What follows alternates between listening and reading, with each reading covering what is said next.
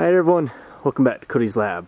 So here in Utah last night we had a nice little snowstorm, and I was thinking I want to see what happens when I put snow in a vacuum chamber. So let's grab a little bit off my truck here.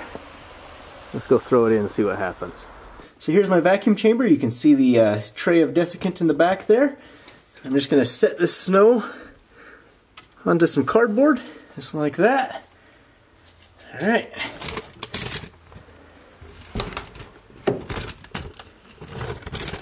And now, let's suck out the air. Alright, so it's been a few minutes. The pump is quieted down. And you look at the snow here. Doesn't look like it's changed a whole lot, or at all. You still see the flakes there. I might get the macro lens here in a little while and see if I can see that a little bit better. But you'll notice that the cardboard is not wet.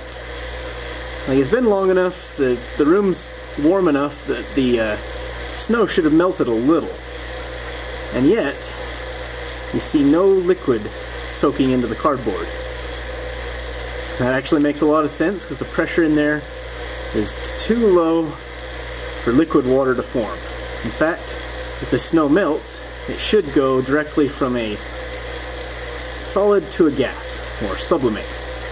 Much like dry ice. In fact, I suppose this would be dry ice. Just not frozen CO2. But I'll tell you what, I'm going to switch out the lenses and get a nice close-up shot. Then I'm going to get a heat lamp, put it up against the glass here, and see if we can cause that snow to melt, or at least sublimate faster. Okay, so it's probably about as good as I can do. You can see the snowflakes a little bit, they're all kind of jumbled. And that's what happens to snow when it piles up. You see like little needles of ice crystals in there. Alright. So the image is a little dark because I had to turn down the aperture size. That's not going to be a problem here in a second when I turn on the heating lamp. Ah yes, that is substantially brighter. And I think I actually saw a flake move over there. Let's pull the camera back just slightly and go back to where we were. I'll just focus it a little bit. There we go. So most of the energy from this lamp will be stopped by the glass, but some of it should be absorbed into the cardboard. I think, yes. We are melting the snow. Let's watch this for a little while. Let me move the lamp a little closer. There we go. So yeah, the infrared light is blocked by the glass, but the visible light can get through and warm up the cardboard. And of course the infrared light will be re-radiated by the glass once it warms up enough. Look at that, you're watching snow melt in a vacuum chamber.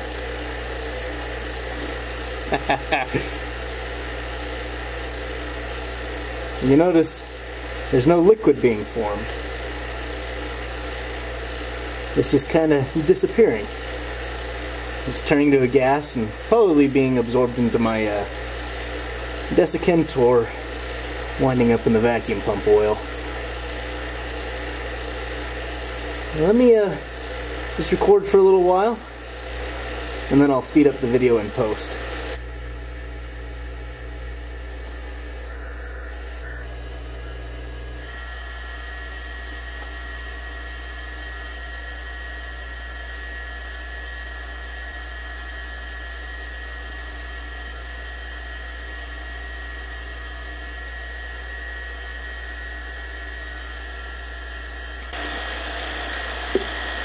Alright, well, that piece of snow at least is gone.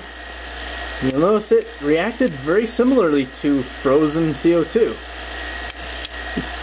CO2, of course, does this at atmospheric pressure.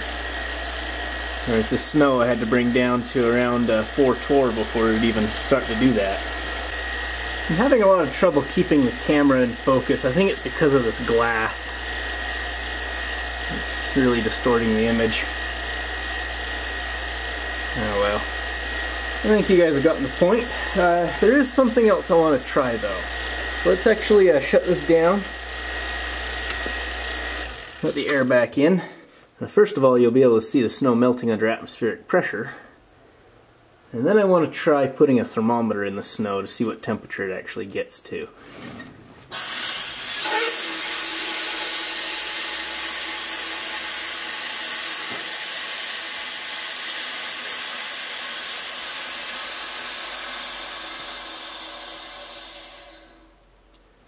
Alright, pressure's back on. Oh, you can already see there's liquid water in there.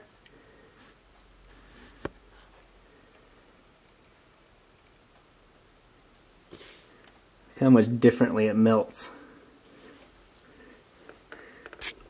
This is exactly how you'd expect snow to melt.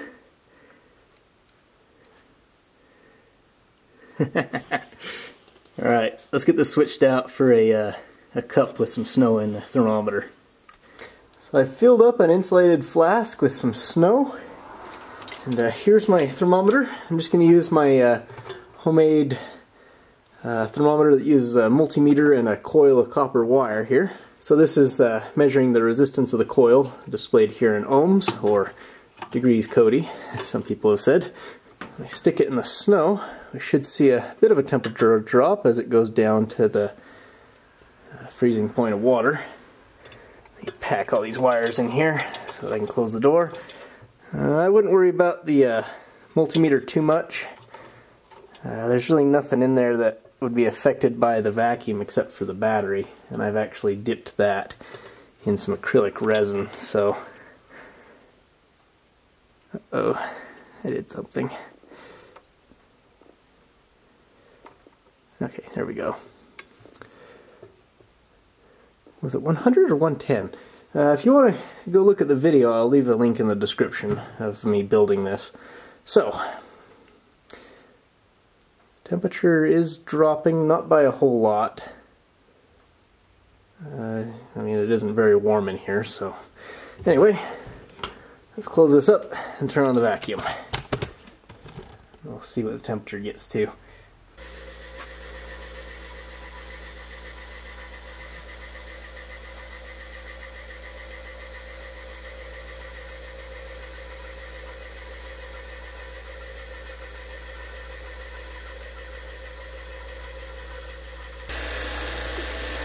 Alright, so it's been about 40 minutes, and we've got down to 85.2 ohms.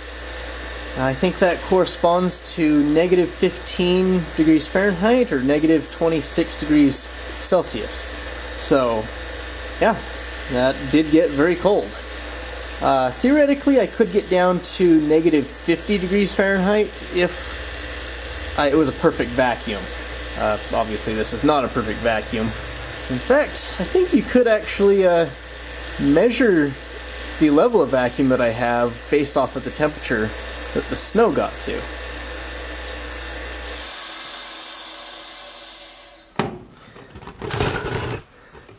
So I just repressurized the chamber. Let me stick my finger down in there. That feels very cold. Yeah, it's just normal snow. I didn't really change it any. See the temperature slowly coming back up. Oh, I just shorted something out. Oh well. Anyway, hope you enjoyed. I'll see you next time. Incendio.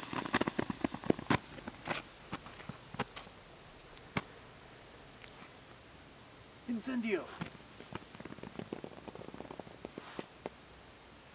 Incendio.